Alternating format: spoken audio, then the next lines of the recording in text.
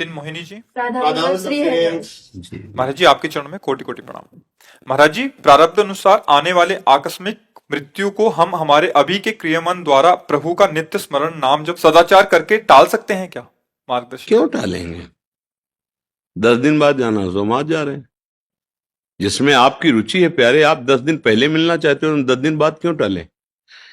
एक प्रताप राय जी नाम के महाभागवत हुए हैं, उनका चरित्र भी है, बहुत महापुरुष हुए। वो बचपन से ठाकुर जी की सेवा, उनके माता पिता भक्त थे तो तुलसी जी में जल चढ़ाना, ठाकुर जी की पूजा हो रही तो पास बैठालना, तो संस्कार बचपन से ही उनके भक्ति के। जब माता पिता पधार गए तो पूरे वैभव के और उनके यहाँ जो है वो पुराने जैसे जमींदार लोग होते थे कि आप अपनी जेवर रख जाओ, 10,000 20,000 ले जाओ, फिर आप जेवर दे जाना ब्याज सहित, और पैसा दे ले जाओ। ऐसा उनका चलता था, व्यापार रूप में खूब वैभव ऐश्वर्य सब था। पर वो सत्य पथिक थे भगवत मार्ग के, और कभी भगवान से कोई कामना नहीं करते थे। उनकी बहन का नाम था मालती, और वो अपने भाई की बात जानती थी कि रात दिन भजन करते हैं। उनका जो ब्याह हुआ बड़े सुख से जीवन चला, कुछ दिन के बाद बीमारी लग गई उनके पति में, खूब दवाई करवाई पर मरणासन स्थिति में थे।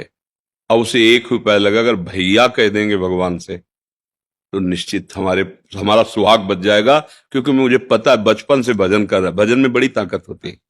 उनके पास आए और कहा भैया आज तक हमने कुछ मांगा नहीं आपसे, आज मांगना चाहती हूँ। तो उनका कहो बहन क्या चाहिए?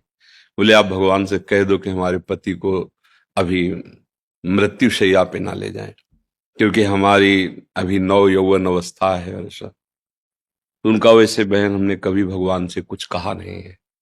तो उनका मेरे लिए, बोले ठीक है। गए और जहां एक कमरे में उनको जमीन पे लिटाया, अपनी गोद में सर रखा, और ऐसे माथे पे हाथ ऐसे रखते हुए जो नाम जप करते थे वही नाम अंदर ही अंदर, और भगवान से विनय कि भगवान मैंने कभी आपसे कुछ नहीं मांगा, लेकिन बहन कह रही है इसलिए मैं आपसे प्रार्थना करता हूं कि आप इसको जीवन दान दें। उतने में उनकी समाधि लग गई, मतलब एक तंद्रा अवस्था, और वही बहन चरणों के पास बैठी थी, ठीक वैसी उसकी भावना एकदम तंद्रा में पहुंची। और दोनों ने देखा कि भगवत पार्षद आए थे, और वो उनका नाम वल्लभ था उनके पति का। तो उनसे कह रहे वल्लभ आज तेरा सौभाग्य फिर रुक गया। भगवान मिलने के लिए व्याकुल थे और तुम भी व्याकुल थे, पर आज सौभाग्य रुक गया, क्योंकि महाभागवत प्रताप राय जी ने संकल्प कर लिया कि अब अभी मत ले जाओ।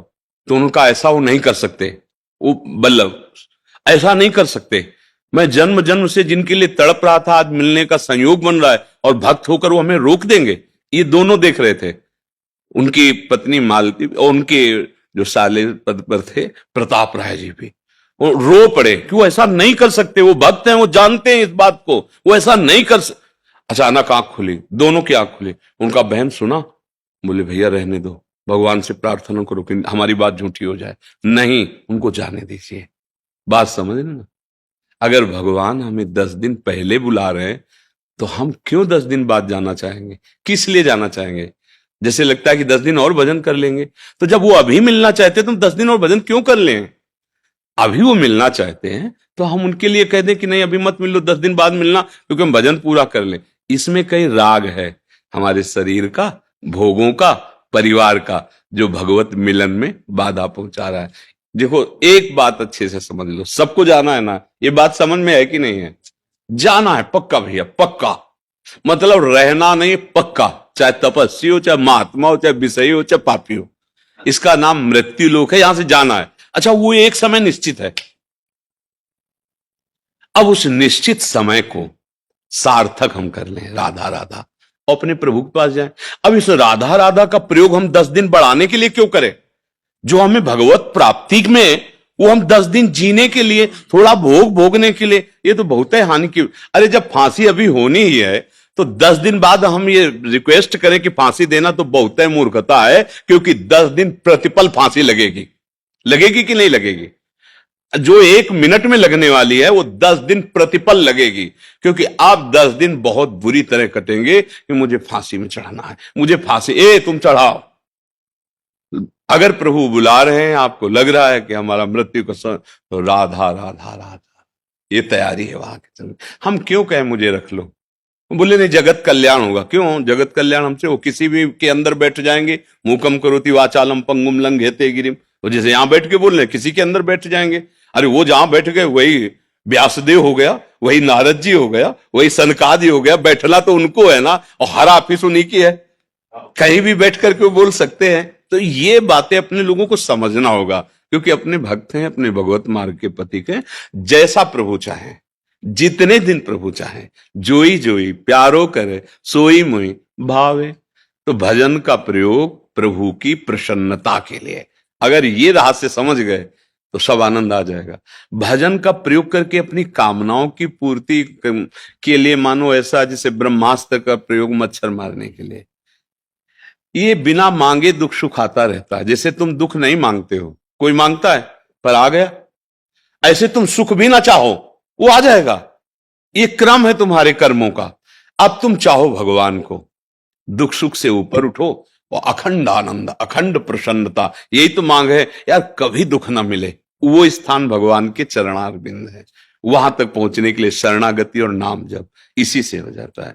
तो आप समझ रहे ना, हम क्यों मांगे कि मुझे 10 दिन जिलाओ, आखिर का मरना ही है ना, तो 10 दिन बाद क्यों, अभी ले, चलो अभी बुलाओ हमें। पर वो राग होता है ला, पत्नी पुत्र परिवार, ये तो लगता है भगवान हमारा सारा भजन ले, महीना भर और जी जाए। अरे 60-70 वर्ष जी लिए, कुछ नहीं कर पाए, महीना भर में क्या कर पाओगे? है नहीं हमारी हालत जो है। एक संत भगवत मार्ग के पथिक बड़े सिद्ध थे, तो एक गरीब आदमी बहुत सेवा कर रहा था, तो उसके मन में धन की कामना थी कि अगर संत कृपा कर दें तो कल्पतरु संत होते हैं, सब कुछ पूर्ण हो। तो एक दिन उन्होंने कहा कि महाराज जी, बहुत दिन से सेवा आपकी कर रहे हैं, एक मन में हमारी बात दबी हो, आपसे कहा हमारा मन एक धनी हो जाए। उनका उससे बेटा, धनी होने से शांति तो मिलनी नहीं है, पर तुम चाहते ही हो तो ये पारस मणि है, इसको ले जाओ, जितने लोहे में छुआ दोगे सब सोना हो जाएगा। जितना 7 दिन के लिए देते, सोमवार से रविवार तक, रविवार की रात्रि को हम शाम के आएंगे, मणि ले जाए। और 7 दिन तो बहुत होते हैं। अब उसने बुद्धि लगाई, अपनी प्रॉपर्टी बेची, संपत्ति बेची, और जितना लोहे का कबाड़ वो सब खरीद। अब बेचने में खरीदने में काफी समय लगा। सब पूरे घर में लोहा लोहा लोहा, दरवाजा बंद करके इकट्ठे छुआ देंगे पारसमणि। सब अंदर करते करते शाम हो गई। स्वामी जी आए, बोले पारसमणि वापस करो। बोले स्वामी जी बस छुआने का काम रह गया है। बोले 7 दिन हो गए, अभी तक एक कील को सोना नहीं बना पाए। अब जो संपत्ति थी वो भी चली गई, कबाड़ घर में रह गया, सोना बना नहीं पाए। हम लोगों की हालत यही है। भगवान ने अवसर दिया है, राधा राधा राधा, सोना बना लो श्वास को, परम धन राधा नाम। अब लगता है पहले सब व्यवस्थाएं भोग भोग ले सब, और जीवन की शाम आ गई। अब लगता है थोड़ा समय तो दे दो। बोले कितने साल हुए? 50 वर्ष में कुछ नहीं कर पाए, अब थोड़े समय में क्या कर लोगे? तो हमारे पास जो अभी वर्तमान में समय है, चाहे वो 1 श्वास हो या 1 मिनट हो, हम प्रियालाल का स्मरण करें, इसी समय मंगल हो जाएगा। हमारे प्रभु बड़े कृपालु हैं। एक सिद्धांत रखा है, अंतःमति सोगति।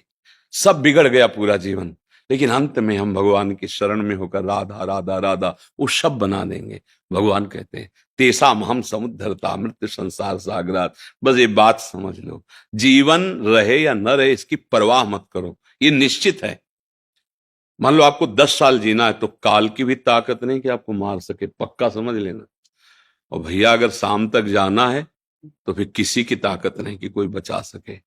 देखो परीक्षित जी को ब्रह्म ऋषि बालक श्रृंगी ऋषि ने साप दे दिया कि आज के 7वें दिन तुम्हें तक्षक सांप डसेगा और तुम्हारी मृत्यु हो जाएगी। तो बड़े बड़े महात्मा गंगा के किनारे रेती पर परीक्षित जी आमरण अनशन व्रत लिए हैं। बड़े बड़े महात्मा लोग बैठे, लेकिन कोई उस सांप को मिटाने की बात नहीं कर रहे।